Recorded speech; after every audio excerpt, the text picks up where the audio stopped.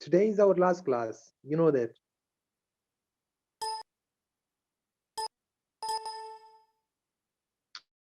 Mm, there were some remaining topics: fascism, and federation and confederation.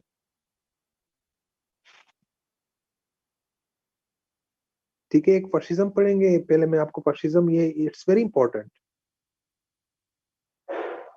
Her exam में, हर CSS के paper में ये fascism भी कभी शॉर्ट नोट में, कभी लॉन्ग नोट में ये क्वेश्चन भी आ जाता है.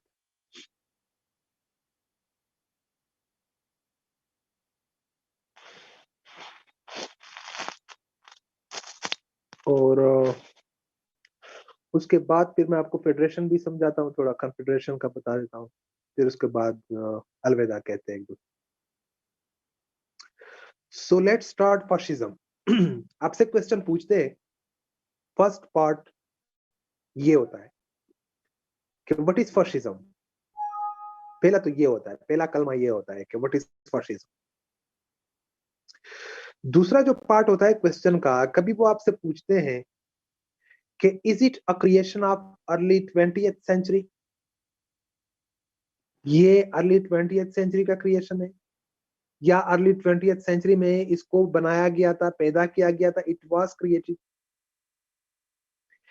या कभी कभी आपसे पूछते हैं कि explain it with the reference of Italy and Germany.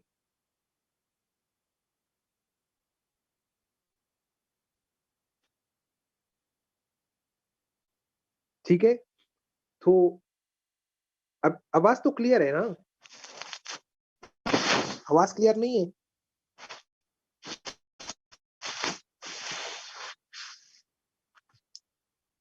अच्छा, क्लियर है. तो वो जो जो दूसरा पार्ट है ना, वो जिस तरह भी अगर आपसे पूछते हैं कि अर्ली 20th सेंचुरी का क्रिएशन है या explain it with the reference of Italy and Germany, both mean same thing. दोनों का एक ही मतलब है. ठीक है, वही चीज आपसे.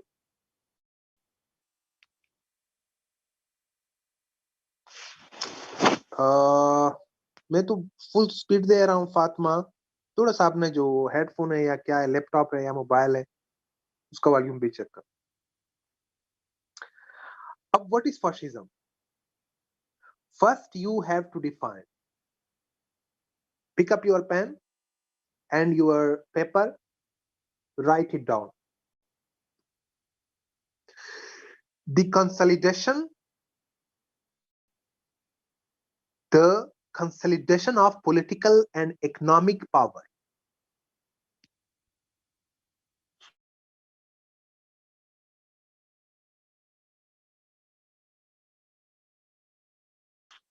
The consolidation of political power for superiority of one race.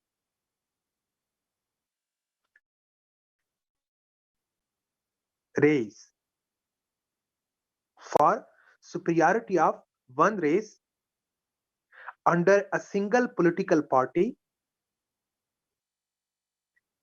and single political leader is called fascism. The consolidation of political and economic power for superiority of one race under a single political party and single political leader is called fascism. ये वो किताबी definition है. अब fascism एक ideology है and it's a kind of dictatorship. Dictatorship has many kinds. Fascism is one of them. But it is the worst kind of dictatorship.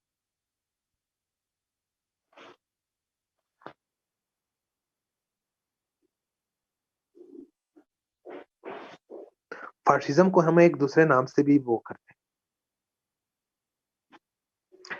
Totalitarianism. Dictatorship की अकसाम है. एक होता है ना अथॉरिटेरियनिज्म, जिस तरह मुशर्रफ या स्टालिन कह लो, या जो इवन चाइना को भी मत कहो, इसको कहते हैं ना अथॉरिटेरियन डिक्टेटरशिप। अथॉरिटेरियन डिक्टेटरशिप क्या करता है, वो आपको दो एस्पेक्ट्स को कंट्रोल करता है, politics and economy. Politically and economically they are controlling you. और एक होता है टोटलिटेरियन डिक्टेटरशिप। टोटलिटेरियन देखो नाम से जाहिर है ना, टोटली कंट्रोल करता है आपको, इकोनॉमिकली, आपको पॉलिटिकली, आपको रिलीजियसली, आपको सोशली, इवन आपने कपड़े किस तरह पहने ये आपको किससे नफरत करनी है, किससे मोहब्बत करनी है, ये आपको बताएं। Totally. So it's a kind of dictatorship like in North Korea. Asad Khattak अगर सही एग्जांपल आप देख रहे, किम जंग उन।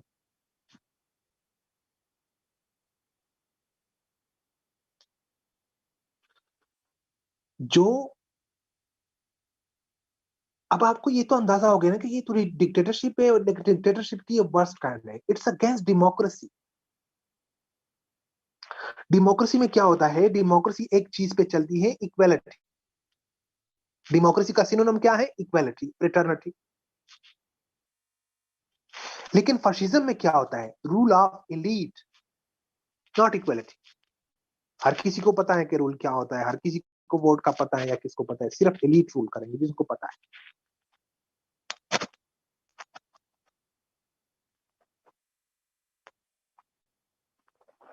पहले मैं खत्म तो करूं ना, फिर आपको बहुत सारे नजर आएंगे ना। Let me finish.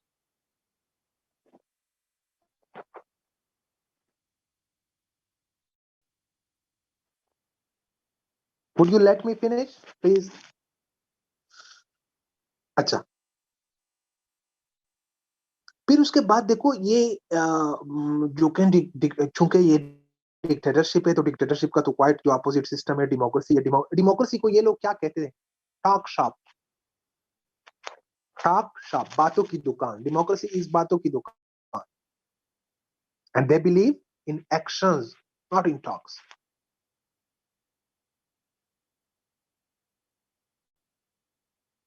फिर फाशिज्म में देखो हमने पढ़ा one race for superiority of one race. इसमें इतना इतनी हद तक नेशनलिज्म होता है, इतनी हद तक, ये जो मैं आपको बताता हूं ना, मैग्निफिसेंट पास्ट, ये इतना उसमें खो जाते हैं कि उस नेशनलिज्म को हम कहते हैं ना जिंगोइज्म, शवनिज्म। बहुत हद तक अपने कौम से प्यार। और जब आप अपने कौम से बहुत हद तक प्यार करते हो, तो ऑटोमेटिकली क्या हो जाता है, you hate other nation. Automatically आपको दूसरों कौमों से नफरत हो जाती है। तो फैशिज्म आपको किस तरफ लीड करता है, टुवर्ड रेसिज्म। हमेशा जहां पे फैशिज्म होता है ना, वहां पे रेसिज्म भी शुरू होता है। अब देखो, अब आपका जहन में आ रहा होगा कि ये तो मोदी भी है। फिर ये देखो डिफिनेशन में हमने पढ़ा कि under a single political party and single political leader. इसका क्या मतलब, fascism fascism fascist leader doesn't believe in opposition. ये अपोजिशन पे बिलीव ही नहीं करते कि कोई उसका अपोज ही नहीं कर सकता। इसके सामने आप सर उठाएंगे ना, ये आपके सर को तोड़ दे।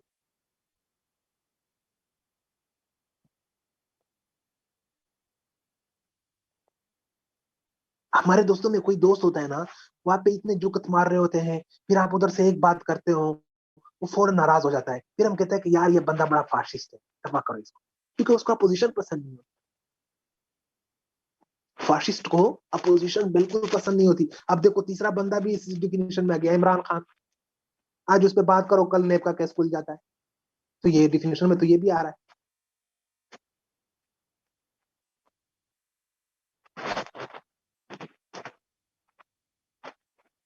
तो मैं वो कह रहा वेट करो ना, बहुत सारे फाशिस्ट आपको आएंगे। ये इस डिफिनेशन में तो ये भी पूरा उतर रहा है।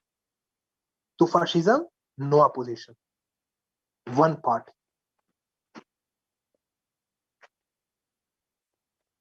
एंड जो हमने वो under a single political leader, अब यहाँ पे भी कुछ लोग होते हैं ना जो वो होते, इस पे पूरा पूरा उतर।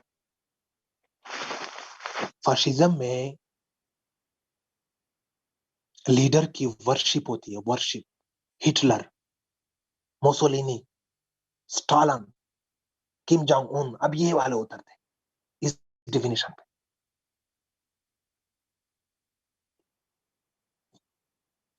और ये जो तालिबान तालिबान साहिबान थे ना, इसमें भी ये चीज पाई जाती।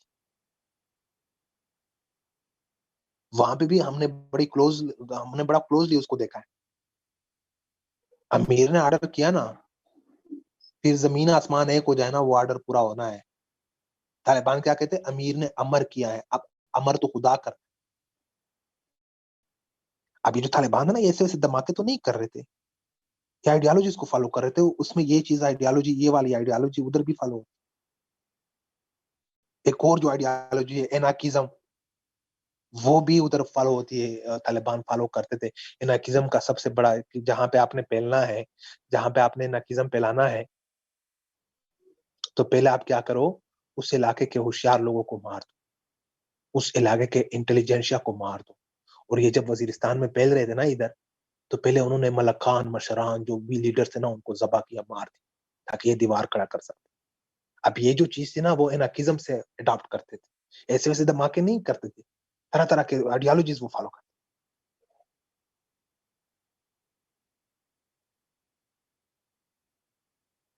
बात मेरी समझ आ रही है? हम फाशिज्म पे बात करें, लेकिन बात से बात निकल जाती है, तो वो भी मैं आपको समझा।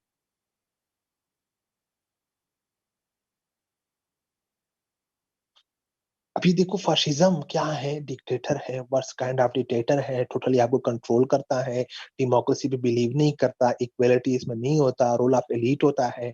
फिर इसमें क्या होता है, इसमें रेसिज्म होता है, क्योंकि अपने नेशन को इतना प्यार और इतना डिल्यूजन के साथ फॉलो कर रहे होते हैं। फिर इसमें क्या होता है, one party one leader, leader की वर्शिप होती है। फिर इसमें क्या होता है, ये हमेशा एक्सपेंशनिज्म करते हैं।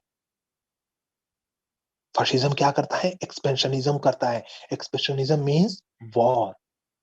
ये अपने फॉरेन पॉलिसी को एज ए वॉर परसू करते हैं।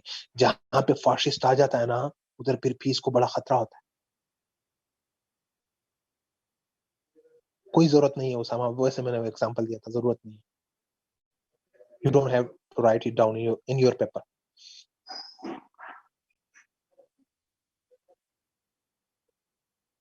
What is fascism? This is fascism. जो आपका एक पॉइंट पूछा ना कि what is fascism, this kind of government, this kind of state is fascist state, fascist government. अब जो दूसरा पार्ट है कि is it a creation of early 20th century, ये आपसे पूछते ना कि explain it with the reference of Italy and Germany, how to answer that part. You know, early 20th century में क्या होता है, first world war. And in first world war there were two groups of states. Yes,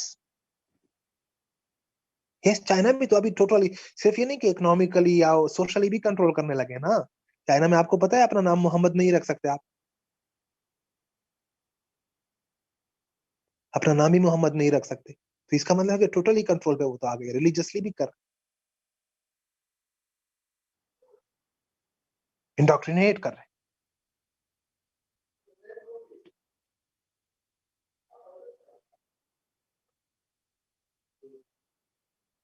थोड़ी, क्योंकि उसने थोड़ी बात की थी ना, राना, उसने थोड़ी बात की थी, अब गवर्नमेंट के बारे में कुछ बात कही थी। 2 महीने तो बिल्कुल मीडिया से उसको गायब कर दिया, जिस तरह हम करते हैं। अब ये बात तो हमें भी है। आज कोई बात करता है, कल जो है ना वो हम्म, नेब उसके पीछे पड़ जाती।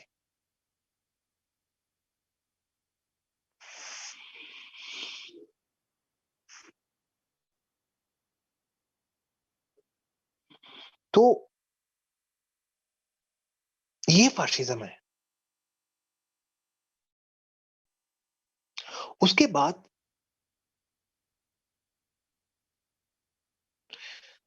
देखो, अब पूरी जो फाशिज्म है ना, जो पूरी अप्लाई होती है, वो तो जर्मनी और इटली पे अप्लाई होती थी। मुसोलिनी और हिटलर पे अप्लाई होती। लेकिन अब कोई ये कर रहा है कि कोई 50% उसको फॉलो कर रहा है, कोई 60% फॉलो कर रहा है, कोई 40% फॉलो कर रहे हैं, लेकिन कर तो रहा है। बात समझ आ रही ना? और अगर अगर अभी 100% देखना है तो 100% मैंने आपको बंदा बता दिया कि किम जोंग उन है। वो फिर 100% फाशिस्ट है। अब पाकिस्तान में एक चीज फॉलो हो रही, दूसरी तो नहीं हो रही। इंडिया में एक चीज फॉलो हो रही, दूसरी तो नहीं हो रही। तो लोग चूज भी तो करते हैं ना। ये तो नहीं कि 100% उस चीज को उठा के फॉलो कर। अच्छा, उसके बाद जब आपने ये वाला पार्ट करना है कि इटली एंड जर्मनी, तो देखो अर्ली 20th सेंचुरी में क्या होता है, फर्स्ट वर्ल्ड वार होता है, और फर्स्ट वर्ल्ड वार में टू ग्रुप्स लड़ रहे होते हैं। टू ग्रुप्स होते हैं स्टेट्स के। एक ग्रुप में क्या है, ब्रिटेन है, और जर्मनी, सॉरी, फ्रांस, फ्रांस और रशिया। आखिर में फिर फर्स्ट वर्ल्ड वार में इस ग्रुप को अमेरिका भी ज्वाइन करता है, इटली भी ज्वाइन करता है इस ग्रुप को। लेकिन इसकी जो मेन प्लेयर थे, ब्रिटेन, फ्रांस एंड रशिया, ये these were three main player of, इसको बोलते हैं ना अंटॉन्ट।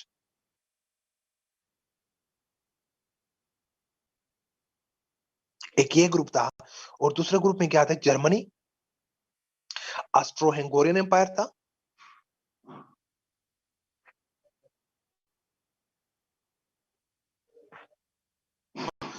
और उसके बाद इटली पहले इसके साथ थी, बाद में फिर उधर चली गई दूसरे ग्रुप में। और जब इटली चली गई तो इसको किसने ज्वाइन किया, ऑटोमन एम्पायर ने। तो एक ग्रुप में Germany, Austro Hungarian empire, Ottoman empire, और ये दूसरे ग्रुप में ये थे। लेकिन इटली के साथ वादे किए गए कि मतलब जब हम जीत जाएंगे तो आपके साथ वो कॉलोनी शेयर करेंगे, वो कॉलोनी शेयर करेंगे, हमारे साथ बस मिल जाओ।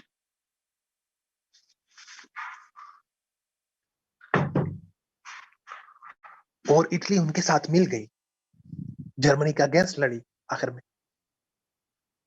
और वो लोग जीत गए। ये ब्रिटेन, फ्रांस और रशिया और अमेरिका ने उसको 1917 में ज्वाइन किया, ये जीत गए। जब जीत गए तो इटली के साथ तो वादे किए गए थे। अब इटली जा रही है अपना हिस्सा मांगने, और जब हिस्सा मांगा गया इटली ने, क्योंकि उसका हक बनता था, रिटर्न में उनको कहा गया था कि मतलब वी विल हेल्प यू। लेकिन अब तो देखो जंग जीते गए हैं वो तो, फ्रांस और ब्रिटेन तो जंग। देखो हमने एक अभिनंदन को गिराया था ना, फूले नहीं समा रहे थे, इतने उपदक रहे थे हम। ये तो जंग अजीम जीती थी। जंग जीतने का एक नशा होता है, वो आपको मगरूर बनाता है, फिर आपको चीजें समझ नहीं आती। अब जब इटली जा रही है और अपना हिस्सा मांग रही है, तो वो उसको कहेगा कौन सा हिस्सा, यार जो तूने कहा था, किसने कहा था, जाओ अपना काम करो।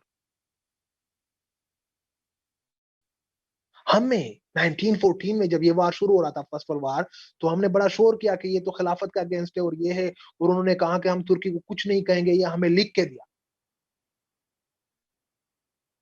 लेकिन जैसे ही जंग परवान चढ़ गया, ये टर्की को तो इस्तांबुल पे भी कब्जा हो गया, इसमें भी ग्रीस के फोर्सेस आए थे, मैं आपको बता चुका। बाकी टर्की को तो छोड़ो, उसको तो तकसीम किया ऑटोमन एम्पायर को। इवन इस पे भी कब्जा हो गया।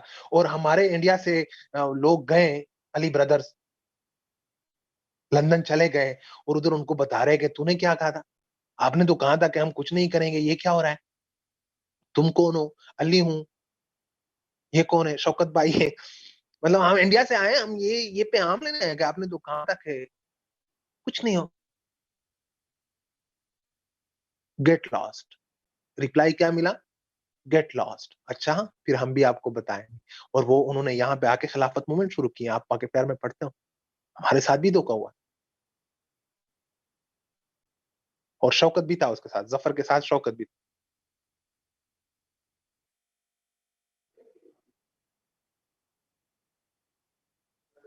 अब जब इटली के साथ ये किया गया ना, ये वादा खिलाफी, तो इटली में तो बहुत सारे, मतलब बहुत सारे, ये जो आपका दिल टूट जाता है, फिर क्राइसिस आ गए, political crisis, economic crisis, social crisis. इधर 1917 में रशिया में तो इनकलाब आ चुका था, लेनिन रिवॉल्यूशन लेकर आ गया था। इधर ईस्टर्न यूरोप से Italy was engulfed by lot of crisis। और ये बात आप जहन में याद रखें ना, कि जहां पे क्राइसिस होता है ना, fascism is always a product of crisis, dictatorship is always a product of crisis। और जितने बड़े ये क्राइसिस होंगे ना, उतना बड़ा डिक्टेटर आएगा।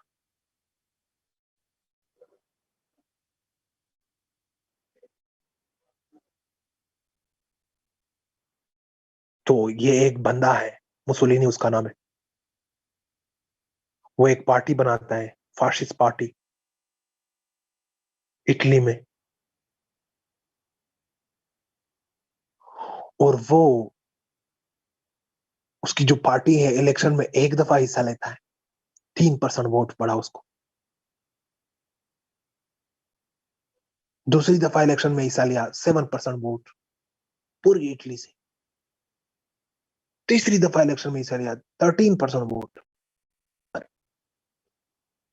उनको तो पावर चाहिए थे, तो उसने क्या किया, कैपिटल में धरना दे दी। उसको हम कहते हैं ना, मार्च ऑन रोम। डंडे उठा के रोम के ऊपर मार्च किया, जबरदस्त थी।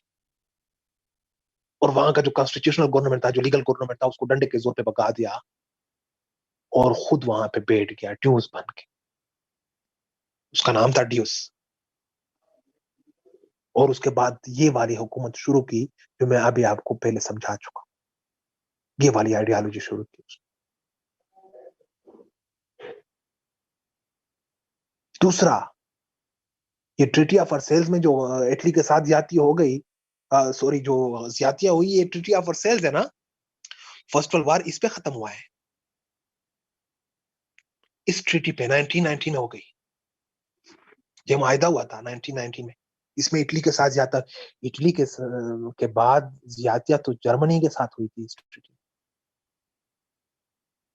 देखो, ट्रीटी तो ये होता है ना, कि मैं भी राजी, आप भी राजी, और हम एक बात पे राजी हो गए, और मैंने साइन कर दिया। लेकिन अगर आपने मेरे सर पे बंदूक रखा है, और आप मुझसे जबरदस्ती साइन करवा रहे हैं, तो ये तो डिक्टेशन हो गई ना, ये तो ट्रीटी नहीं हुई। और जर्मनी के साथ तो ये हो गया इस ट्रीटी में, कि लिखो के जंग का, इस पे साइन करो कि जंग का सारा खर्चा तू उठाएगी जर्मनी। ठीक है, मैं उठाऊं। लिखो के यू आर डिफीटेड, साइन करो। माथे पे लिख दिया, जर्मनी के माथे पे, कि शी इज डिफीटेड। लिखो के आपका कोई फोर्स नहीं हो, आप कोई आर्मी नहीं बनाएंगे, ये साइन करो। साइन करो कि आपके जो कॉलोनीज है ना, वो हम आपस में बांटेंगे, आपका कोई कॉलोनी नहीं है। She was defeated. और उनसे ये जबरदस्ती साइन करवा दिए गए ट्रीटी ऑफ वर्सेल्स में 1919 में। अभी इनको ये नहीं पता था कि न्यूटन का थर्ड लॉ ऑफ फोर्स है, कि every action has its opposite reaction. आप इतनी ज्यादतियां करेंगे, इतना जलील करेंगे, इतना रुसवा करेंगे पूरी दुनिया के सामने, तो वहां इस चीज ने हिटलर को क्रिएट किया, इस चीज ने मुसोलिनी को क्रिएट किया। और हिटलर इस चीज को एक्सप्लॉइट करता था। तुम्हारे साथ बहुत ज्यादतियां हुई हैं, जर्मन को डिवाइड किया गया, आर्यंस को डिवाइड किया गया, and this is a piece of paper and I have thrown it into dustbin. ये जो ट्रीटी ऑफ वर्सेल्स है, हिटलर ने जब बना तो उन्होंने कहा कि ये तो पीस ऑफ पेपर था, बस डस्टबिन में मैंने फेंक। अब उस चीज को देखो, जब लोग बहुत ज्यादा जलील हो जाए, रुसवा हो जाए, तो वो तो अंधे हो जाते हैं, वो तो किसी को भी फॉलो करना शुरू करते हैं। और हिटलर ने उस चीज को बड़ी अच्छी तरीके से इस्तेमाल किया, और सारे लोगों ने उनको, मतलब Hitler was worshipped bye Germans at that time, Mussolini was worshipped by his own forces.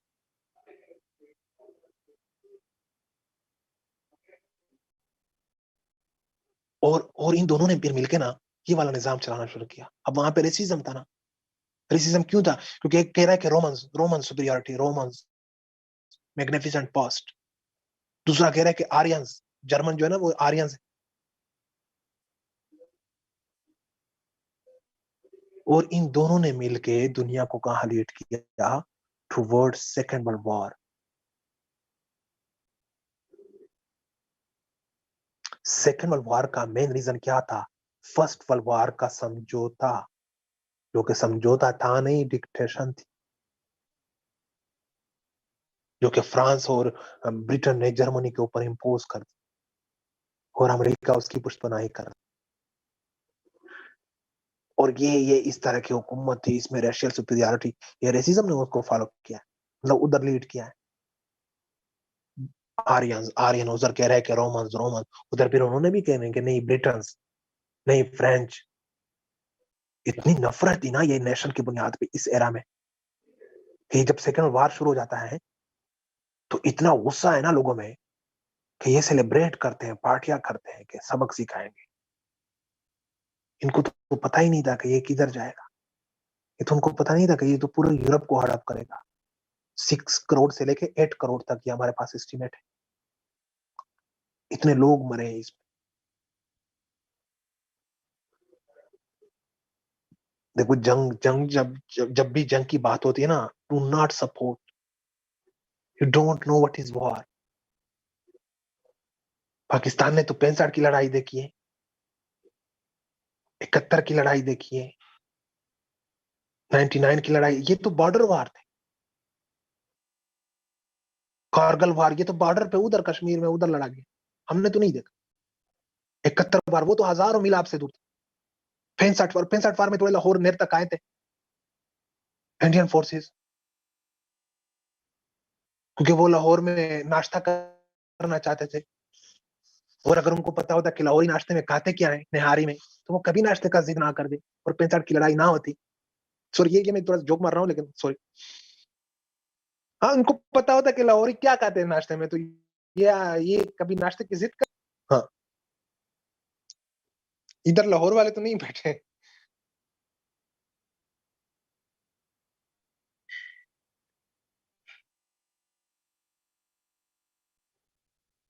अच्छा।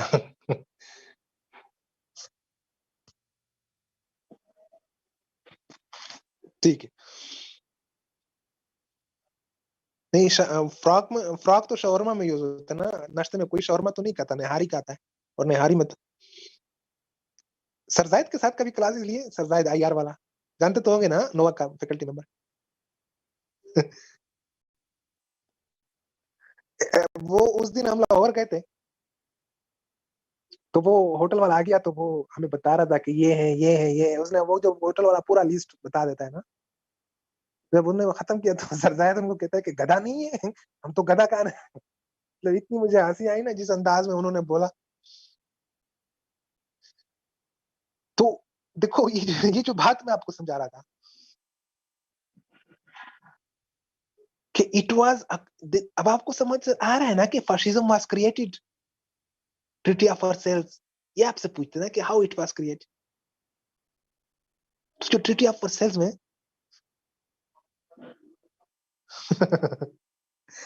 नहीं, मजाक कर रहा था ना वो इर्तिका, लेकिन जिस अंदाज में उन्होंने कहा ना, मेरी हंसी नहीं रुक रही। 1 घंटे तक मैं हंसता रहा।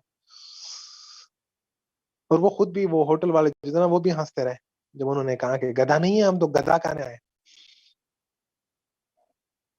तो जो मैं आपको बात बता रहा था ना कि जब जंग होती है ना, जंग की बातें होती है ना, तो उस वेगन पे ना छलांग लगा। जंगें हमने देखी ही नहीं है कि जंग क्या होती है। यूरोप ने जंग देख लिया ना। अब देखो उसके फौरन बाद वो किस में आ गए, यूरोपियन यूनियन। कभी एक दूसरे से वार, उन्होंने वार देख लिया कि वार क्या होता है। यूरोप की तो पूरी पॉपुलेशन, जो जवान लड़के लड़कियां सब मर गए थे, बुढ़े और बच्चे बाकी थे। इन्होंने तो वार को सही देख लिया कि वार क्या होता है। हमने नहीं देखा है, और कभी वार को, मतलब हमारे गांव में लोग होते हैं ना, ये दांतों में वो भी मार रहे होते हैं, वो जो टूथपेक होता है, लेकिन अपना उसका जो टूथपेक होता है, ये नहीं कि जो सही वाला टूथपेक होता है, वो भी मार रहे होते हैं। जब इंडिया की बात होती है ना, तो वो यहाँ पे ये बातें करते हैं कि यार वो जो एटम बम बनाया है तो फेंकते क्यों नहीं है, जंग लग जाए। नहीं, इनको पता ही नहीं है कि एटम बम क्या होता है, और वो इंडिया के पास नहीं है। हमसे तो दुगने उनके पास, वो नहीं फेंकेंगे।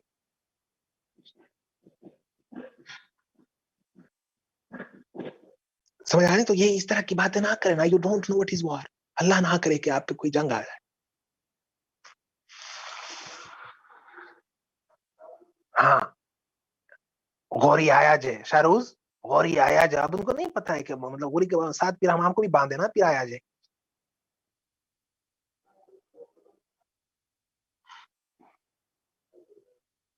अब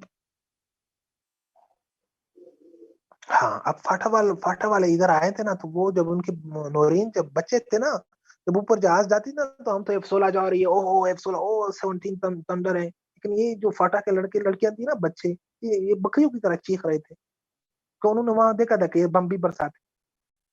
don't don't ever wish for war, ये मैं आपको बता रहा हूँ।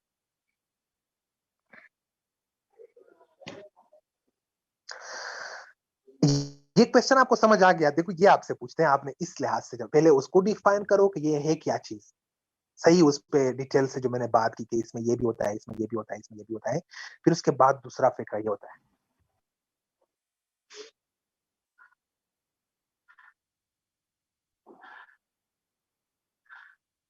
Kashif, yes, yes Kashif, you are right.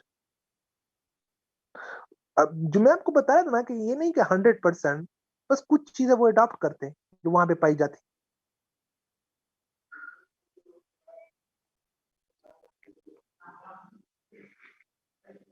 अच्छा, दूसरा आपका क्या है? एक और टॉपिक है ना, फिर बस थोड़ी सी वो गपशप करते हैं, फिर खत्म करते हैं, ठीक है? फिर जो मैंने आपको फर्स्ट लेक्चर में बातें बताई थी, जो मैंने आपको टॉपिक्स लिखवाए थे, वो फिर देख लेना, मैंने सब आपको पढ़ा लिया। और आज के बाद फिर आप पास पेपर्स को भी देखना, ये सारे पास पेपर अब आपको आते हैं। इक्का दुक्का क्वेश्चन लाजमन, आपको ये जरूरी नहीं है कि आपको 7 के 7 क्वेश्चन के आंसर आते हैं। वो इक्का दुक्का क्वेश्चन वो ऐसे देते हैं, और पहले नंबर पे देते भी हैं कि उसकी जो जवाब है ना, उसका जो जवाब है वो किसी भी किताब में नहीं मिलता। और ये वो आपसे एक्सपेक्ट नहीं करते कि आप इस क्वेश्चन को, क्योंकि 7 में आपने कितने करने हैं, 4 करने हैं, 3 को तो आप इजीली छोड़ सकते हैं। और अभी आप हर पेपर में आपको 3 4 क्वेश्चन आते हैं। और अगर आपको 3 क्वेश्चन भी आते हैं ना पेपर में, you are the lucky one. तीसरा बस हाफ आता है, 4 5 आर्गुमेंट से, वो तो बीच में आपने वैसे भी छुपाना होता है, चौथा क्वेश्चन। इतनी कि आप अपने घर में बैठे हो और आपने नाश्ता किया और चाय रखी है और अपने टेबल पे बैठे हो और आराम से पेपर हल कर रहे हो। नहीं यार, it's a game of time. ये टाइम यूं भाग रहा होता है, यूं आपसे टाइम भाग रहा होता है। और 35 35 मिनट आपने हर क्वेश्चन को देना। अगर पहले वाले को आपने 45 मिनट्स भी दे दिया, 40 मिनट्स भी दे दिया, खैर है। लेकिन ये जो सेकंड लास्ट है ना, इसको फिर आपने 25 देने होंगे। ये जिस तरह आप कैलकुलेट करेंगे ना, ये आपको ऐसे बातें लगेंगी, लेकिन उधर आपको समझ आ जाएगा। अब एक क्वेश्चन के ऊपर आप लगे हो 1 घंटे से भी ज्यादा टाइम आपने एक क्वेश्चन को दे दिया। ठीक है, उस क्वेश्चन में आपको कितने देंगे? 16 देंगे, 17 देंगे, 18 से ज्यादा तो वो दे भी नहीं सकते, कोई मैथमेटिक्स तो नहीं। लेकिन जो आपने दूसरे क्वेश्चन का टाइम तो भाग किया, उसमें तो आपको 5 6 मार्क्स भी नहीं देंगे। ये अपने जहन में रखो। और आपके पास जब आप एग्जाम में जाएंगे ना, आपके पास रिस्ट वॉच होनी चाहिए। हाँ, आपके हॉल में उधर बड़ी घड़ी लगी होगी, लेकिन आपके पास इतना टाइम भी नहीं होता कि आप उसको देख ले। जब आप उस घड़ी को देखते हो ना और फिर पेपर में देखते हो ना, बीच में 10 सेकंड गायब हो जाते हैं, and you need that 10 seconds, so you should have your wrist watch everyone. ठीक है, इट्स ये आपको, आपने टाइम सही मैनेज किया बस। वो फिर नहीं होता आखिर में कि वो उधर से आपको कहते हैं टाइम्स आप यूनिवर्सिटी में लगे होते हैं, सर 1 मिनट, सर प्लीज, बस बस थोड़ा सा। No, you can't do that, that's CSS. ठीक है, पहले से आप टाइम को सही मैनेज करो। और मैं आपको बता रहा था कि पेपर में आपके 7 क्वेश्चन होंगे। अगर आप में 3.5 भी क्वेश्चन आते हैं ना, you are the lucky one. आपको अल्लामा इकबाल के औलाद तो नहीं होंगे, आपको 100 के 100% सब कुछ आता है। ठीक है, और 3.5-4 क्वेश्चन आपको लाजमन आते होंगे, वरना अभी आप किसी भी पास पेपर को उठा लें। अब तो फातिमा, इस रास्ते से मैं नहीं गुजरा हूं, सास भी कभी बहू थी ना।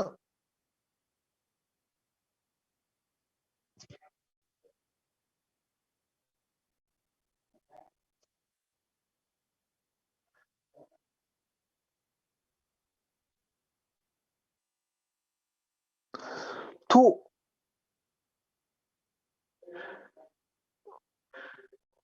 ये होता है, मैंने देखा। और एक बात और मैं आपको बता दूं ना, ठीक है, अपने अपने माइंड के साथ चले जाओ एग्जाम हॉल में।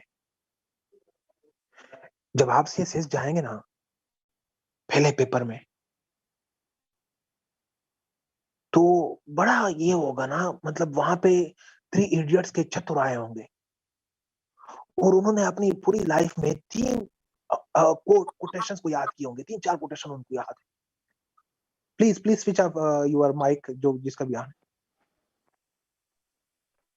3-4 कोटेशंस को याद होंगे, और वो इतना बढ़ा चढ़ाकर बयान कर रहा होगा, और आप इधर सोचे यार मैंने तो कुछ नहीं पढ़ा है, यार इस बंदे ने तो बहुत पढ़ा है।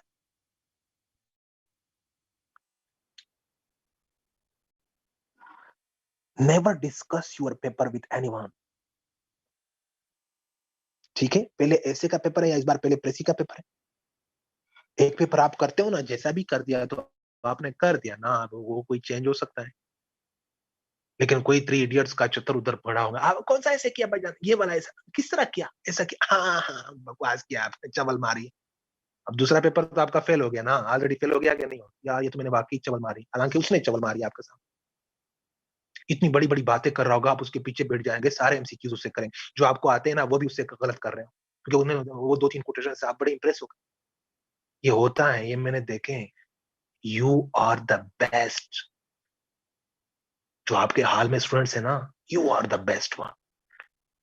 Trust yourself. इंप्रेस हो गए ना, फेल हो गए, लेट मी टेल यू।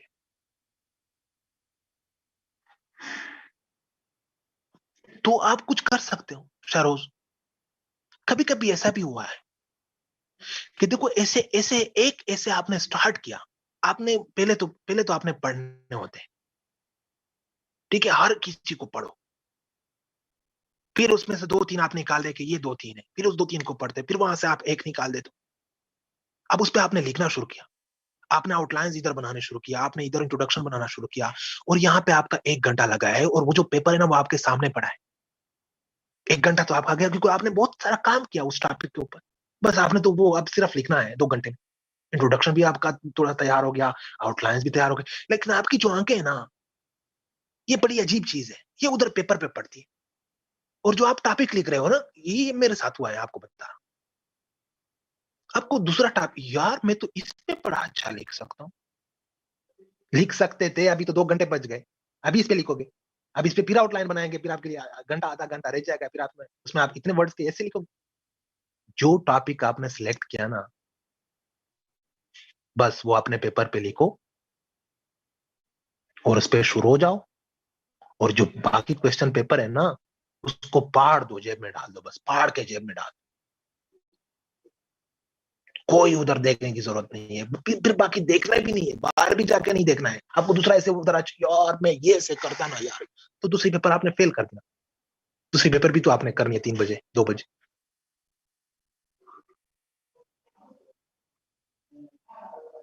समझ आ रही है मेरी बात, ये आपको वैसे बातें लगेंगी ना, लेकिन ये है, इसको आपने फॉलो किया ना, यू आर डन।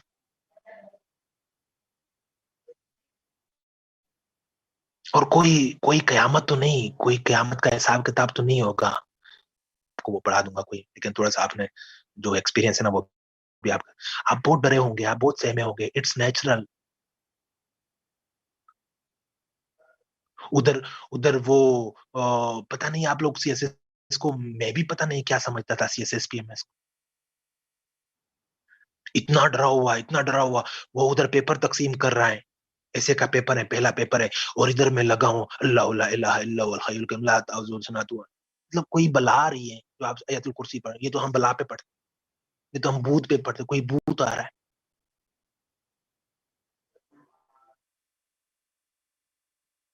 और ये जब आप पैनिक होंगे ना, वो सारा आप लोगों ने पढ़ा है यार, you know each and everything, लेकिन सिर्फ आपका जो उधर पैनिक नहीं है, जो आप पैनिक हो जाते हो, वो आपको फेल करता है। थोड़ी सी पैनिकनेस तो हर किसी को होती है, मैं मानता ही नहीं हूं, लेकिन जब बहुत ज्यादा आप पैनिक हो जाते हैं, और ये भी आपके साथ होगा कि इधर आप जो है ना आउटलाइंस लिख रहे हो या इंट्रोडक्शन में हो या बॉडी आपने स्टार्ट की, उधर एक लड़की बैठी होगी आपके साथ। ये लड़कियों में ऐसा होता है, सर शीट चाहिए, आप समझ रहे यार मैंने अभी स्टार्ट भी नहीं किया कि क्या है, अब वो फेल होगी। Let me tell you, she is going to be fail very badly out. क्या कहते हैं उसको,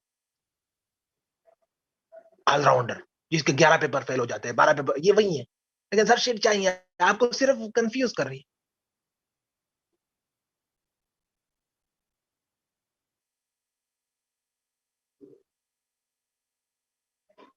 ये तो बिल्कुल फैसला आपने नहीं करना। तो ये चीजें आपने नहीं कि बस आराम से बैठ जाए, आराम से अपने लिए टॉपिक चूज करे, उसमें कोई तो आपको आता होगा, कुछ तो आपको आता होगा, सही पढ़े क्या चाहता है। ऐसे क्यों फेल हो जाता है, आप सही अंडरस्टैंड नहीं कर, शेख की तरफ जाओ, आप मगरब की तरफ चले जाते हो। क्यों? Because you are so much panicked.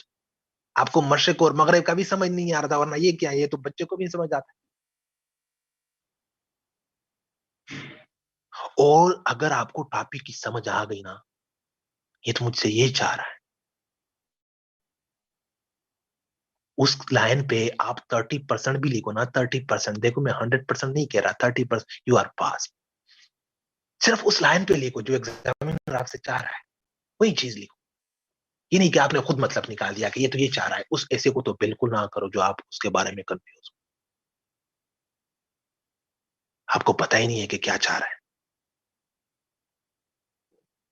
और आपको ये पता चल गया ना कि ये चाह रहा है, ये तो ये है, उसके बारे में आपको मतलब कुछ भी आर्गुमेंट्स का पता है, उसके लाइन के ऊपर लिख रहे हैं। आपके तो आउटलाइंस इंट्रोडक्शन से उसको पता चल गया है कि आपको टॉपिक की समझ आ गई है कि नहीं। उससे आगे तो वो पढ़ेंगे भी नहीं जब तक उसको यहां तक पता चल जाता है कि आपको टॉपिक की समझ आई है। इसी तरह बाकी पेपर्स में भी है। ये शैतान है, ये जो सीएसएस वाले बैठे हैं एग्जामिनर्स, वसवसे डालते हैं आपके दिलों में, वसवसे डालते हैं, ऐसा स्टेटमेंट दे देते हैं आपको कि आप तो कह रहे हो कि ये, और वो बिल्कुल नहीं होता, बिल्कुल उसके अपोजिट बात होती है।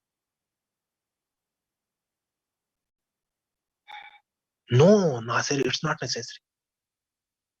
समझ मेरी बात आ रही है ना? वो आपको पाक अफेयर के क्वेश्चन में, करंट अफेयर्स के क्वेश्चन में, पॉलिटिकल साइंस के क्वेश्चन में ऐसा स्टेटमेंट दे देते हैं ना कि जान देखो 17,000 लोग अपियर होता है, होते हैं कि नहीं, 350 लोग पास होते हैं। वो आपको पास करने के लिए बैठे, वो तो आपको फेल करने के लिए बैठे, वो तो आपको फेल करने के बहाने ढूंढेंगे। लेकिन आपने ये टिप्स को फॉलो करते हुए ना, ये रूल्स रेगुलेशंस, ये गेम है और गेम के उसूल होते हैं, बस ये उसूल है, अब इसको फॉलो किया कर।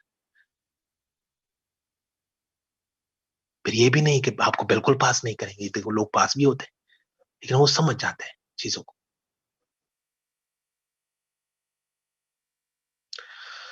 सो let's come to federation. Federation को हम पढ़ ले तो फिर उसके बाद हम, बस फिर मेरा काम खत्म हो गया जो मैंने आपको टॉपिक्स बताए थे। फेडरेशन, कोई मुझे बता सकता है एक सेंटेंस में कि व्हाट इज फेडरेशन, क्या होता है इसमें, सबसे बड़ी पहचान क्या है फेडरेशन?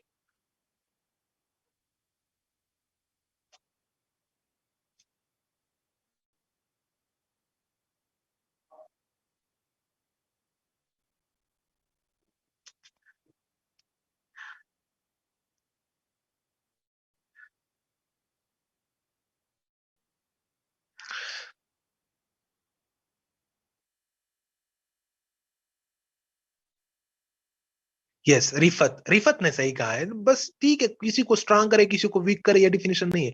ये जो Sunaina, division of power, Ayesha ने भी सही बात कही, सीदरा ने भी सही बात कही। देखो मैंने आपको बताया कि डिवीजन ऑफ पावर, हमजा ने भी सही, हमजा ताहिर ने भी सही बात की।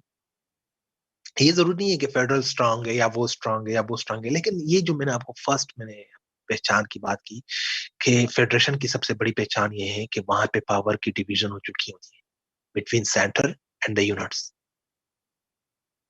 फेडरेशन के अपोजिट सिस्टम क्या है? इसका अपोजिट क्या है? वो भी आपने पढ़ा है, शाबाश अमान, शाबाश, यूनिटरी है वो। दूसरा, फेडरेशन की पहचान ये है कि यहां पे हमेशा सुप्रीम कोर्ट होता है, और सुप्रीम कोर्ट तो यूनिटरी में भी होता है, लंदन में भी सुप्रीम कोर्ट है, यूके में। लेकिन यहां पे सुप्रीम कोर्ट के पास कौन सी अथॉरिटी होती है? Power of judicial review. वो आपको पता है, मैंने अमेरिकन कोर्ट आपको पढ़ाया है, अमेरिकन सुप्रीम कोर्ट, उसी तरह पाकिस्तान का कोर्ट भी कर रहा है कि वो किसी भी पार्लियामेंट के लॉ को नल एंड वाइड डिक्लेयर कर सकता है, या एग्जीक्यूटिव ऑर्डर को, अगर वो कॉन्स्टिट्यूशन को वायलेट कर रहा हो या फंडामेंटल ह्यूमन राइट्स को वायलेट कर रहा हो। ये भी उसकी पहचान है। फिर फेडरेशन की पहचान क्या है कि फेडरेशन का जो पार्लियामेंट होता है, लेजिस्लेचर होता है, वो हमेशा बाई कैमरल होता है। Unitary can be unicameral, can be by cameral, but federation is always by cameral. ये आपसे एमसीक्यू में पूछा जाता है कि किस टाइप ऑफ स्टेट के लिए बाई कैमरल फेडरेशन एसेंशियल है, नेसेसरी है, फेडरल स्टेट।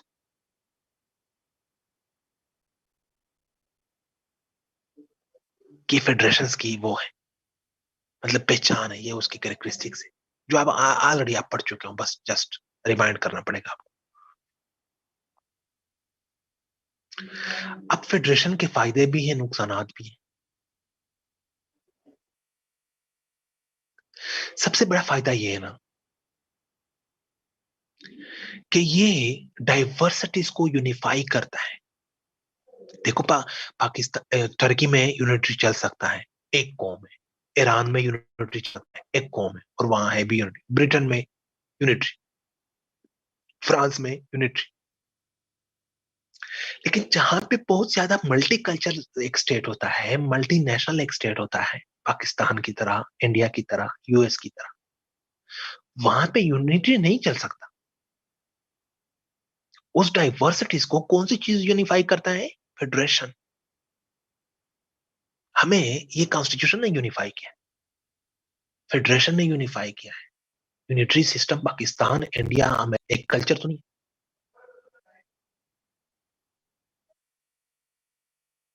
दूसरा, फेडरेशन का ये देखो कि ये छोटी छोटी जो स्टेट्स नहीं होते, उनको भी स्ट्रेंथन करता है। अगर उस स्टेट को, उस प्रोविंस को, उस फेडरेटिंग यूनिट्स को आप उस फेडरेशन से निकाले ना, तो एक दिन भी सर्वाइव ना करे।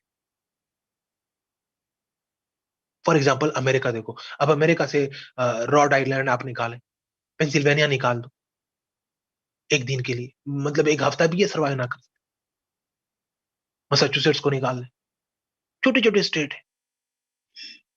नेब्रास्का छोटा छोटा स्टेट है, इनसिक्योर, और ये लेकिन वो भी इतने कामयाब है जितना न्यूयॉर्क है, कैलिफोर्निया है।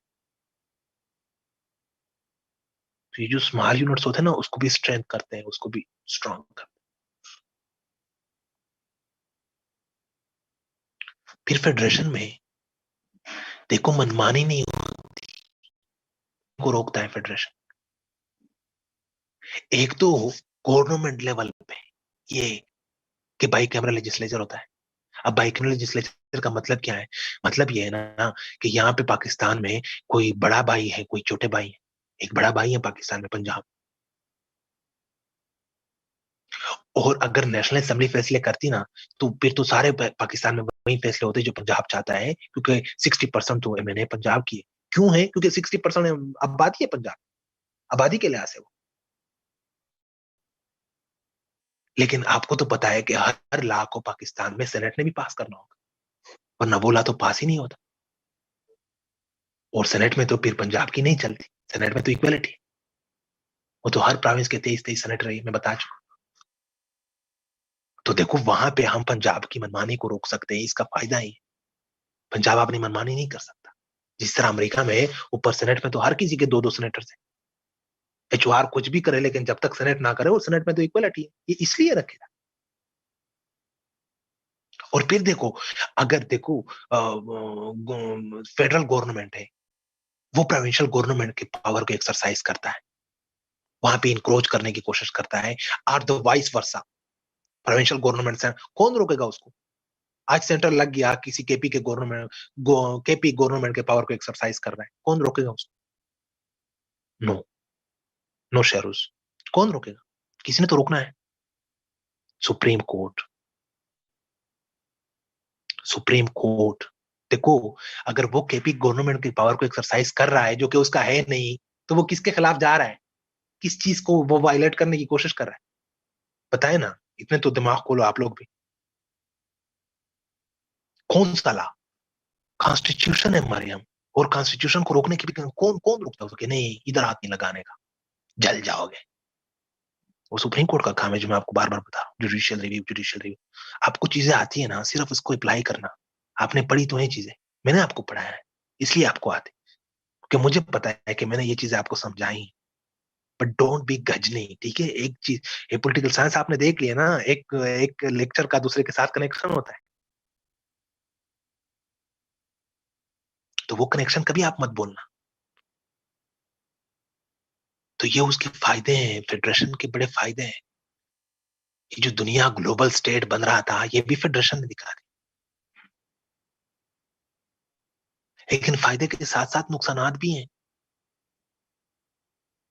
फेडरेशन एक वीक स्टेट होता है, ये कलाबाग डैम नहीं बना सकता, क्योंकि आपने सबको साथ लेकर चलना होता है, तो इस तरह तो फैसले नहीं होते, सबको तो आप एग्री नहीं कर सकते।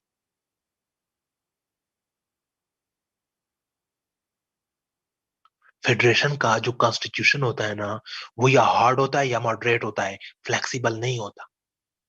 उधर पे कॉन्स्टिट्यूशनल अमेंडमेंट सख्त होता है, नहीं कर सकता। आपने अमेरिका पढ़ा है, तो कभी कभी आपको बहुत बड़ी चीज की जरूरत होती है। फॉर एग्जाम्पल, अमेरिका को इस चीज की जरूरत है कि वो गन को खत्म करे, जो लोगों के हाथों में गन है, क्योंकि अमेरिका मर रहा है हर रोज। लेकिन अगर गन को वो खत्म करेंगे, तो सेकेंड अमेंडमेंट को खत्म करना होगा, जो कॉन्स्टिट्यूशन में वो उसको ये इजाजत देता है।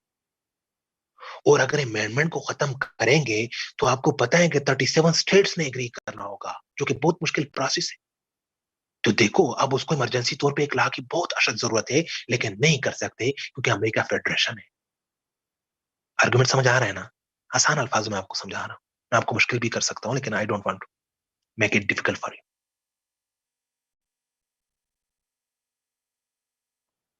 फिर फेडरेशन में क्या होता है? फेडरेशन में यूनिफॉर्मिटी ऑफ लॉज नहीं होते, लॉ यूनिफॉर्म नहीं होते एक स्टेट में। अब देखो, सिंध में आप 18 साल से कम बच्ची के निकाह नहीं कर सकते, ये सिंध में है ये कानून। केपी में कर सकते, पंजाब में कर सकते। पंजाब में आप अपनी बीवी को इस तरह नहीं कह सकते, उधर पे हकूक नस्वा बिल है, केपी में कर सकते,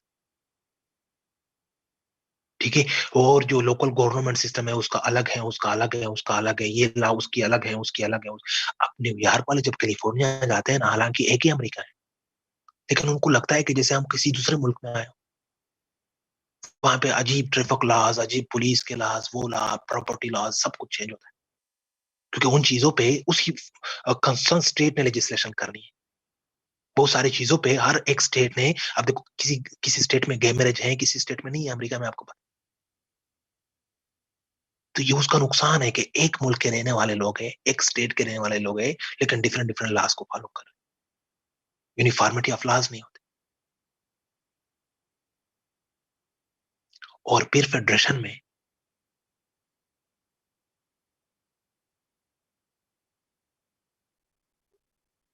ये जो मैंने आपको बता दिया कि बाई कैमरा लेजिस्लेचर होता है।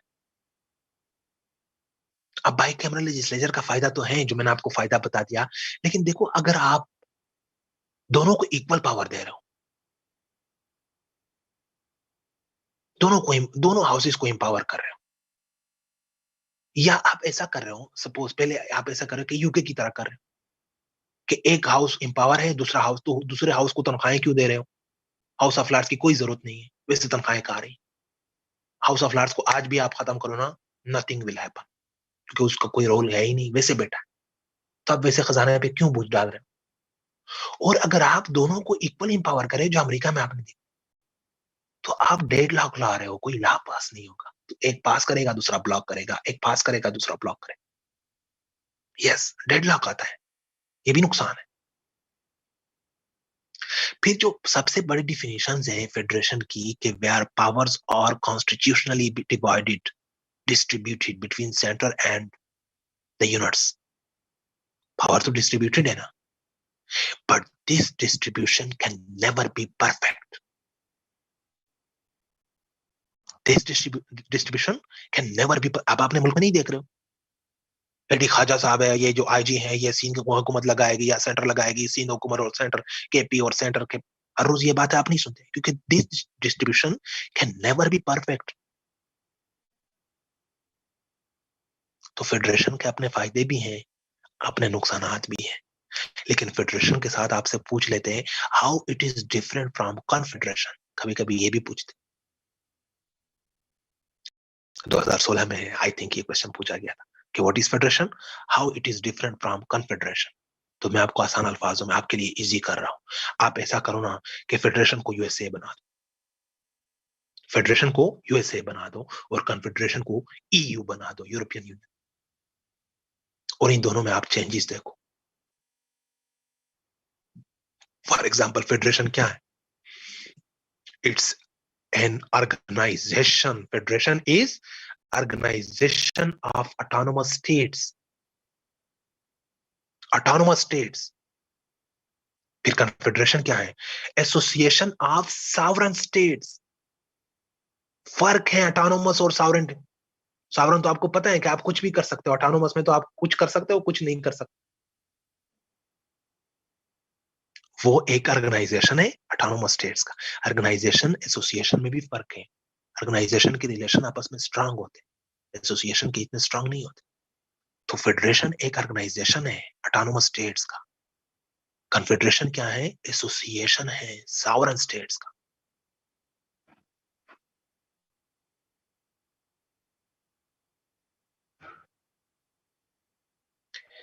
कन्फेडरेशन को कॉन्ट्रैक्ट डील कर रहा होता है, उसके बीच में बस एक मेयर, एक कॉन्ट्रैक्ट होता है, उसको डील कर रहा हो कन्फेडरेशन को,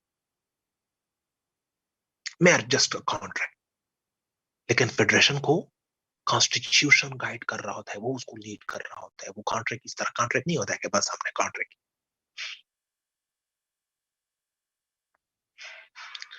कन्फेडरेशन में आप चाहें तो सेम करेंसी रखो, आप चाहें तो अपनी करेंसी भी रख सकते हो। आपने देख लिया यूरो भी था और पाउंड भी था यूरोपियन यूनियन में। This is not allowed in federation. एक ही डॉलर होगा, एक ही रुपया होगा, एक ही वो, दो करेंसीज नहीं होंगे, दो तीन करेंसीज।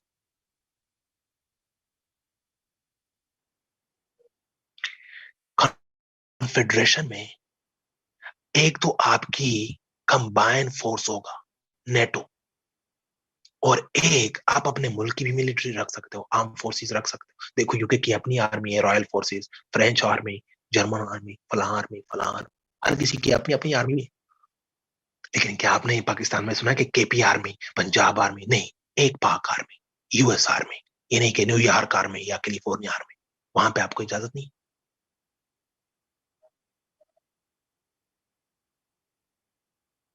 कॉन्फेडरेशन में आप चाहे, एक तो आपकी वो कंबाइंड फॉरेन पॉलिसी होती, ईयू की foreign policy. EU is behaving like a state. दुनिया के 105 कंट्रीज में, 105 स्टेट्स में ईयू के एम्बेसीज हैं, पाकिस्तान में भी है ईयू का एम्बेसिडर इधर।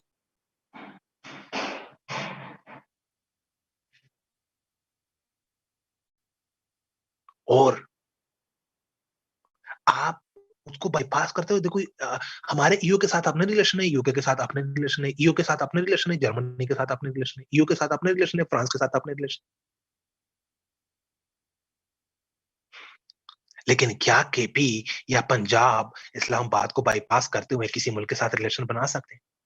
नहीं। क्या न्यूयॉर्क ऐसा कर सकता है? नहीं।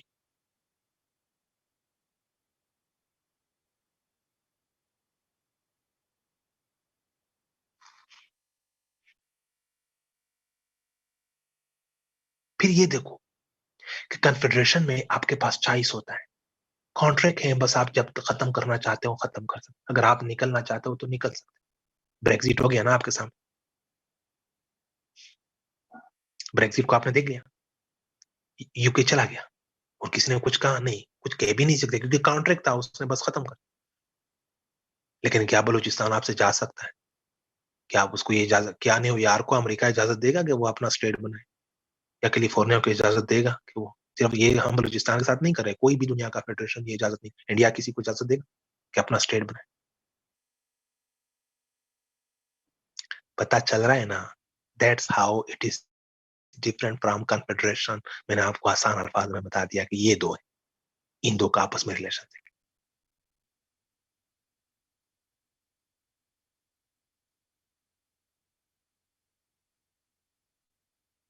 क्या चल रहा है कमेंट्स में?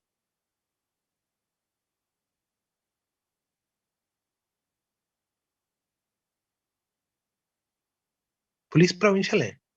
हाँ, जो आईजी होता है ना उसकी वो करता है, फेडरल गवर्नमेंट उसको अपॉइंट करता है।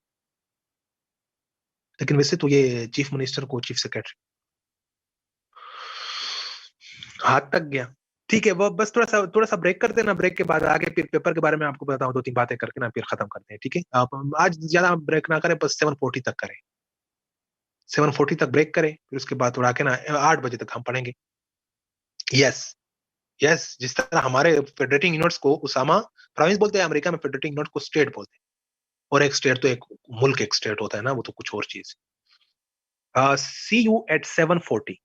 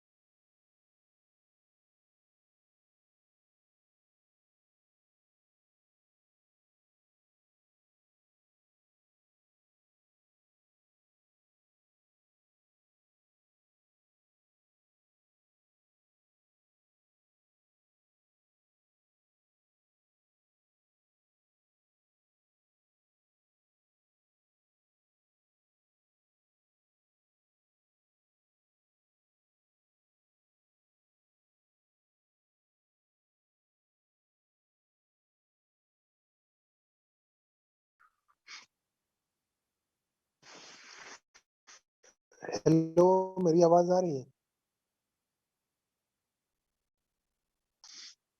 कोऑर्डिनेटर मुझे ही नहीं करना। अच्छा, अब आप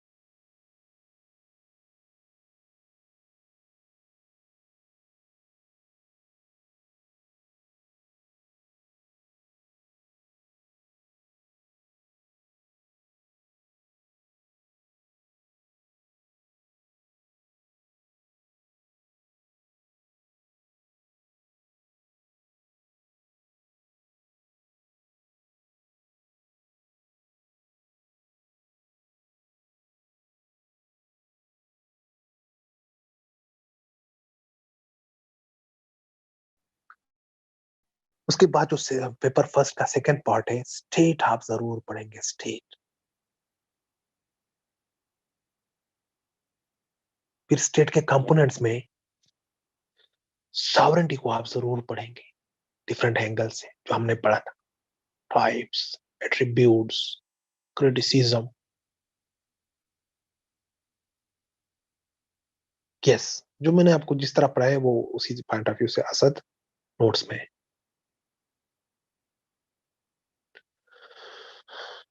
सॉवरेंटी, फिर ये जो चीजें ना ये आपको वैसे आनी चाहिए, लिबर्टी क्या है, फंडामेंटल ह्यूमन राइट्स क्या है, ये चीज आपको आनी चाहिए। टेररिज्म क्या है, वीमेन एम्पावरमेंट क्या है, इसके ऊपर तो आपने ऐसे भी लिखना होता है, वीमेन एम्पावरमेंट। तो वो चीजें पेपर पॉइंट ऑफ व्यू से जो लाजमन आता है, ये तो बस कभी कभी आ जाते हैं, तो आपको आनी चाहिए। पॉलिटिकल सोशलाइजेशन, पॉलिटिकल कल्चर और political development. Political socialisation, culture and development, ये तीनों में मैं आपको पढ़ा चुका हूँ। डेवलपमेंट में वो मैं आपको वो आमंड की मैंने आपको वो मॉडल समझाया, गैब्रियल आमंड की। उसके बाद जो पार्टिसिपेशन वाला चैप्टर है, पब्लिक ओपिनियन लाजमन पढ़े। Public opinion, political parties, pressure group, एक और भी छोटी चीज वहां पे पढ़ ले, प्रोपेगेंडा। आप पढ़ सकते हो, ठीक है, वो इतना मुश्किल है, सिर्फ प्रोपेगेंडा।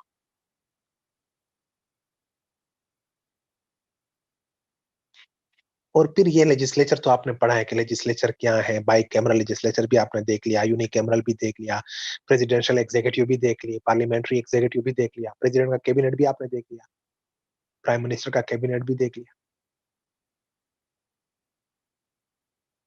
और उसके बाद आपकी जो आइडियोलॉजीज है, कैपिटलिज्म, मार्क्सिज्म है, ये तीनों एक ही। फाशिज्म जो है ना, वो टोटलिटेरियनिज्म भी।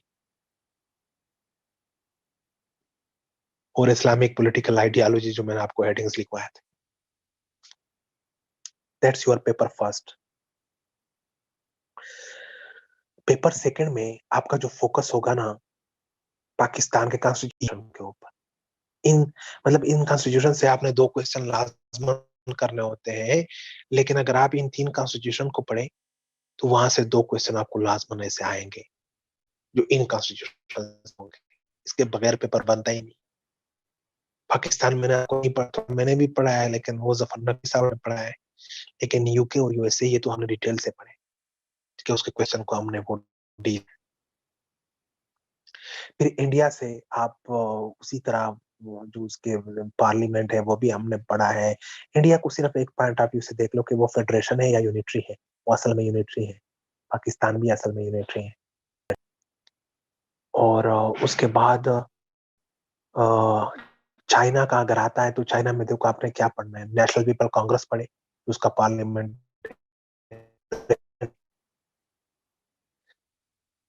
शार्ट जो नो शार्ट नोट, उसके लिए आप स्टैंडिंग कमेटीज पढ़ो, जो मैंने आपको समझाया है। ये सारी चीजें मैंने पढ़ाई है, इसलिए आपको पता। वो एक चीज मैंने चाइना में नहीं पढ़ाई, वो चूंकि इतना इजी है कि आप एक दफा देख के उसको समझ सकते हो।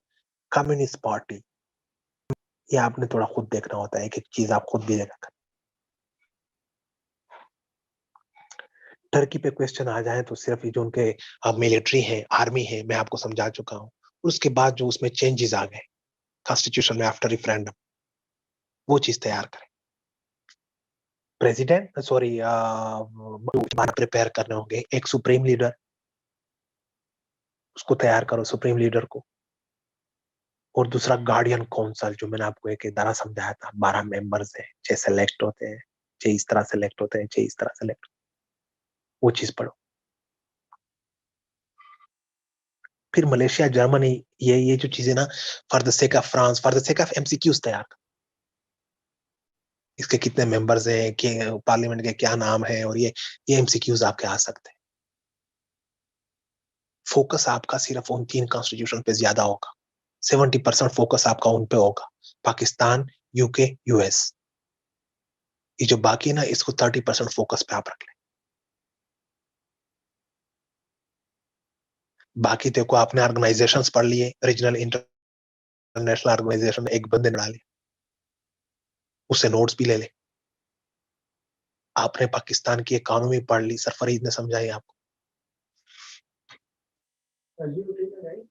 बस लास्ट मिनट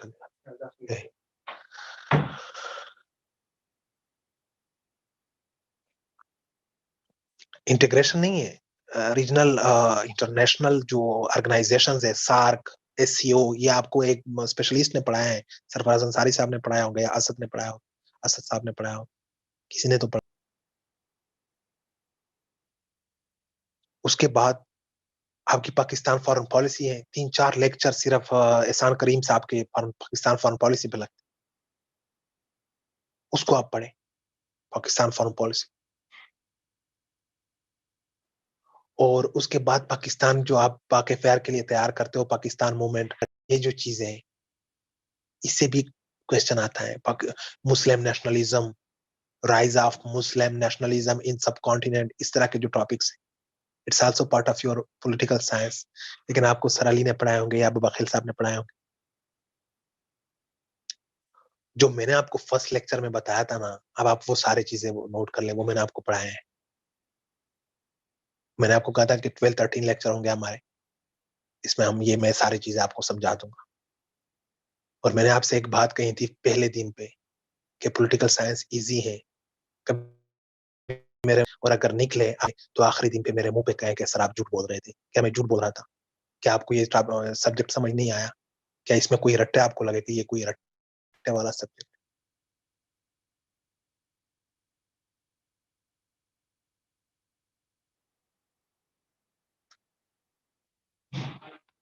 ना ले, देखो इसमें आपने हर तरह की चीज पढ़ ली। जो मैंने आपको कहा ना कि आपके थोड़ी सी आर्गुमेंट को बिल्डअप करेगा, थोड़ा सा आपको क्रिटिकल बनाएगा। You are now but you don't know. आपने बहुत सारा तरह तरह की चीजें पढ़ ली, आपको समझ आ चीजों की आ गई। शकी मिजाज बनाया। क्रिटिकल बंदा क्या होता है? वो शकी मिजाज होता है, शक करता है चीजों पे, और आपको मैंने शकी मिजाज बना दिया। और अभी आप उसको फॉर ग्रांटेड ना लें, इसके ऊपर तैयारी करें। ये आपको डीएमजी वगैरह में पहुंचाता है ये सब्जेक्ट। कोई सब्जेक्ट गिर जाता है और ये हमेशा ऊपर रहता है।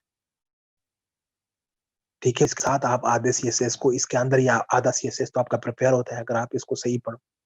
ये सारे आपके पाक अफेयर्स है, करंट अफेयर्स है, और सोशियोलॉजी है, और यूएस हिस्ट्री है, और यूरोपियन हिस्ट्री, पता नहीं क्या क्या है इसमें। ये तो बजाते खुद एक सब्जेक्ट है ही नहीं, ये तो बाकी सारे आपके जो सीएसएस के सब्जेक्ट है ना, उनको मिला के ये सब्जेक्ट बनाया गया। ये तो आपने वैसे भी पढ़ना था ये चीजें। सिर्फ अगर मैं एक दो फिलासफर आपकी जीवन देखे, आप लोग बहुत अच्छे,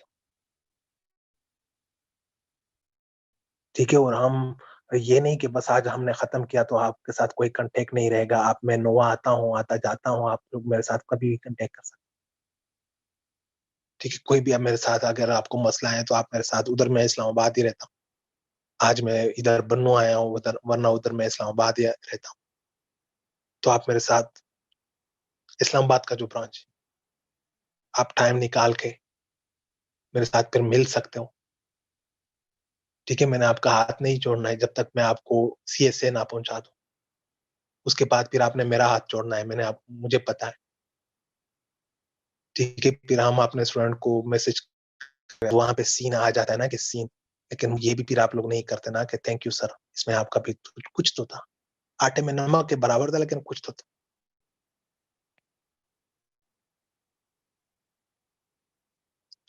अब देखो, आप लोग मतलब इंशाल्लाह कर पाओगे। ठीक है, ये जो करते हैं ना, ये भी आसमान से नहीं उतरे, आपकी तरह बंदे होते हैं। बस जस्ट थोड़ा सा सीरियस हो जाओ, थोड़ा सा कंसिस्टेंट रहो। नहीं कि आज आपने 20 घंटे स्टडी की, कल आपने, फायदा नहीं है। 4-5 घंटे स्टडी करो, लेकिन हर रोज करो। ठीक है, थोड़ा सा इसको टाइम दे दो। इतना पढ़ो कि रात को जब आप सोएंगे ना, किसी किसी को अभी भी अब्बू खर्चा बेच रहा होगा ना, तो आप अपने दिल में ये कहेंगे, यार जो अब्बू के आज पैसे मैंने खाए ना, वो आज मैंने हलाल कर दिए। ये आपके जहन में सोच होना चाहिए जब रात को आप सोते हो। इंशाल्लाह आप बैठोगे, और जब आप एलोकेट हो जाए ना, होंगे आप, आपसे बहुत कमतर लोग हमने देखे हैं कि हुए। तो कभी अपने आप को ये मत बोलना कि जब आप इधर तक आए ना, नोवा तक आए थे, जो आपको तो ये कौन आपको लेकर आया था? आपके वालिदैन थे ना, आपके वालिदैन थे ना। और मैंने ऐसे सीएसपीज़ को भी देखा है कि जब एक बार यहाँ पे से, तो मैं तो कहता हूँ कि फिर ना बनो। फिर आप बोलते हो जिनकी वजह से आप हो आज, तो फिर तो बनने की कोई ज़रूरत नहीं है। अगर आप अपना स्टेटस खो जाते हो, कि आपको पता ही नहीं है कि आप कहाँ से आए थे। ठीक है? Be humble, be downtrodden. You will never be disappointed. You will never be distracted.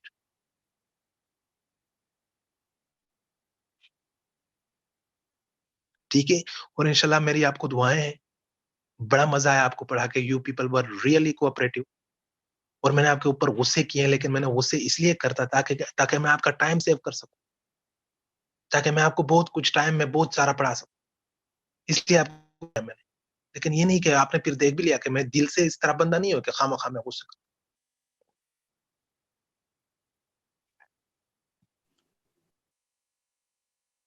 ठीक है? और बस आप भी मुझे दुआओं में याद रखिए, मैं भी आपको दुआ में याद रखता हूँ। इंशाल्लाह आप होंगे, ठीक है? मतलब कोई मायूस होने की ज़रूरत नहीं है। लेकिन मेहनत ना, ये नहीं कि आप मेहनत के बगैर आप होपफुल हो, तो दैट्स मेहनत करो और होपफुल रहो, इंशाल्लाह आप हो जाएँगे, ठीक है? और बस और मैं मेरे पास तो कुछ इस तरह कहने को है नहीं, तो इंशाल्लाह मैं आपको दुआओं में याद रखूँगा।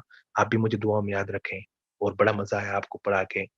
Thank you very much, thank you very much. मैं हर वक़्त मौजूद हूँ आप लोगों को हेल्प आउट करने के लिए। और इंशाल्लाह फिर ज़िंदगी रही तो कभी फिज़िकल भी मुलाकात होगी इंशाल्लाह। Thank you very much. अल्लाह हाफ़िज़।